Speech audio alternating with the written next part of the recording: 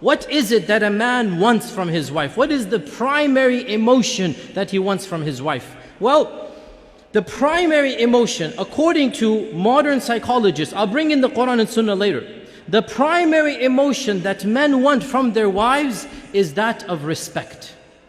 That of respect.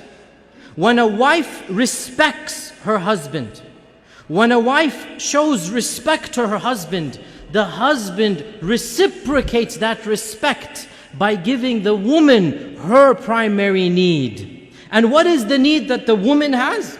What is the primary need that a woman wants from her husband? What's the primary emotion? That is the continual love and the continual enveloping of that attention, that the husband always makes his wife his priority. The husband always shows his wife that I'm thinking about you, I'm caring about you, i.e., I will always love you. So, what does the man want? Respect. When he gets respect, what does he do? He gives what the wife wants. What does the wife want? To feel loved, to feel cherished, to feel always thought about, taken care of, that the priorities of the husband are the feelings of the wife.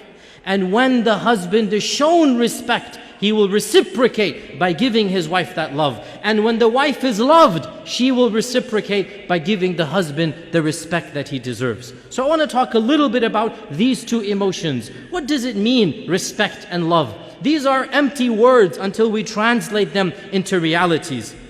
And by the way, I can bring in the Quran and Sunnah to demonstrate this reality. Allah subhanahu wa ta'ala says, الرِّجَالُ قَوَّامُونَ عَلَى النِّسَاءِ, that men are qawwam over women. And qawwam means to be in charge of. This is the literal meaning of the Quran. Qawwam means the one who will take care of the other. Qawwam means the one who will be the one in charge. So what is the one in charge? The one who is shown respect. And we have that famous hadith, and no doubt this hadith is misused and abused, and we have to point this out as well. But it is the famous hadith that when once Mu'adh ibn Jabal came back from Syria, and he entered the masjid of the Prophet ﷺ, and he fell down in sajda in front of the Prophet ﷺ. And the Prophet ﷺ said to him, Ya Mu'adh, what are you doing? Who told you to prostrate to me? Why are you doing this? So Mu'adh ibn Jabal said, I returned from Syria. I found the people prostrating to their rabbis and their elders out of respect. And I felt, you deserve this respect more than those priests and those rabbis.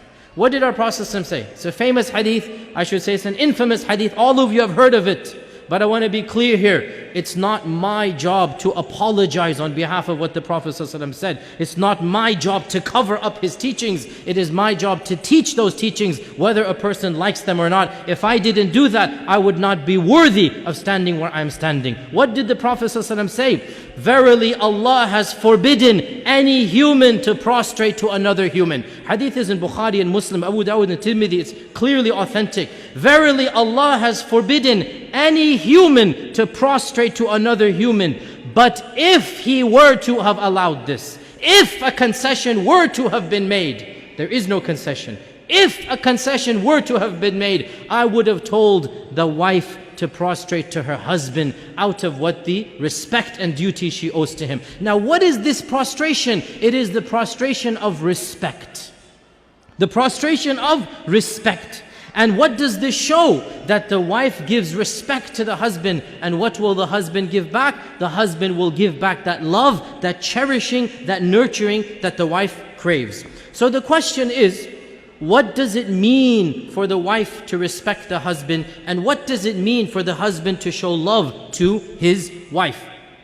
And by the way, much of what I'm going to say, it actually comes from a very interesting book that I recommend all of you to read. It was written by a self-proclaimed ex-feminist. She went through, I think, 3 marriages. I forgot now exactly how many. She married, divorced, and she said something must be wrong. Something's not working. She thought she's a nice girl, she's a nice woman. Why aren't my marriages working?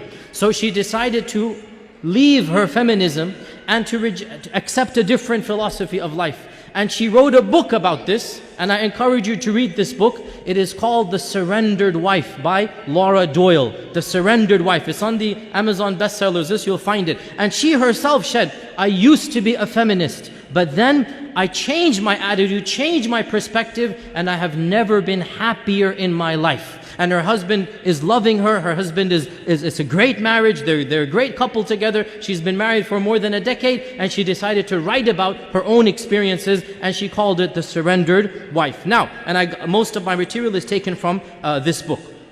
What does she say? She says that when the wife shows that respect to her husband, when she trusts her husband, when she shows that husband that I know you'll take care of me, I know you'll do your job, guess what?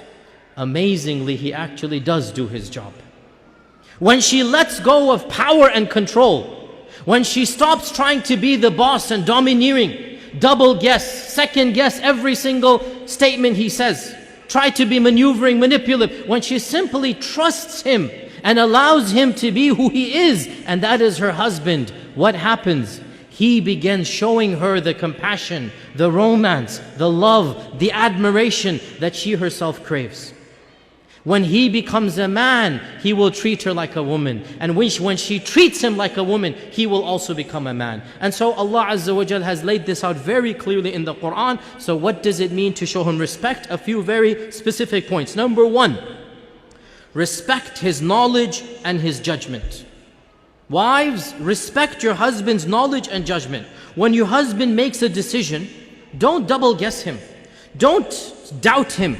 Don't try to make him feel he's not intelligent, he's not qualified to do what he's doing. In other words, don't treat him like a child. Classic example. Classic example, happens all the time. Husband is driving and the wife thinks that this is the wrong way. The wife says, no, you should exit here. You just missed the highway exit. This is where you're supposed to exit from, right? What has just happened here? The husband becomes irritated. I know where I'm going, don't worry. I know it's right ahead. Right? What's happened here? Well, the wife has doubted her husband's sense of power, sense of being in charge, sense of responsibility. And what happens here when a husband is challenged, he becomes, what's he going to become when he's challenged? Argumentative. He becomes, immediately he'll retort back, what do you know? You did this, you did that. Now, if he turns out to be wrong and you were right, this leads me to point two. Suppose you were right, that was the exit. Well then, this leads me to point two. Let the husband make his mistakes and learn from his own mistakes. Because when he makes a mistake, he won't be able to get angry at anybody else. But when you make a mistake and you tell your husband to make that mistake, you're never going to hear the end of it, and you all know what I'm talking about. Let the husband make his mistake and let him learn from his mistake. And don't become his mother. Believe me, no man wants to marry a motherly figure. He has his mother, alhamdulillah, for that. He doesn't want his wife to start lecturing him, to start daunting him, like only his mother is allowed to daunt him. Right? Mothers have privileges, they don't extend to their daughter-in-laws. So, suppose he did take that wrong turn. Suppose he missed the exit. Guess what? He's never going to miss that exit ever again. He's learned from his mistake. And the fact that you didn't put it in his mind, you were just quiet, you let him do his decision, khalas, no big deal. Next time it's not going to happen. So what if you arrive at the party 5 minutes late? I mean, we all arrive 20, 30 minutes late. It's part of being Desi and Muslim. What's the big deal? That's not going to be the end of the world. The third point here, the third point about showing respect. Trust his capability in taking on the projects that he wants to take on. Don't be sarcastic or diminishing of any project he feels that he wants to do.